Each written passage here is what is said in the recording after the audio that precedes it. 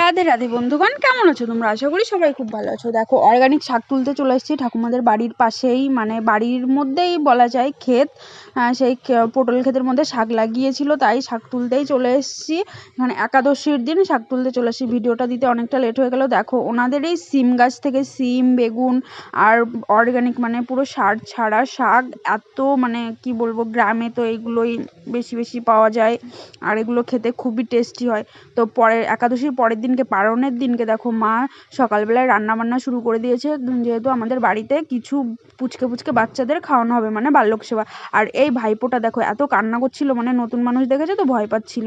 তারপরে সবাইকে পা ধুইয়ে কোলে করে গামছা দিয়ে পা মুছিয়ে গামছা দিয়ে তারপরে কোলে করে নিয়ে গেছিলাম, মানে যেখানে খেতে দেবো বসিয়ে সেখানে নিয়ে গেছিলাম। ওই দেখো, তারপরে সবাইকে এখানে চন্দনের ফোঁটা দিয়ে দিচ্ছি। মানে এটা কাদের কাদের মধ্যে নিয়মটা আছে তোমরা জানিও, হ্যাঁ। আর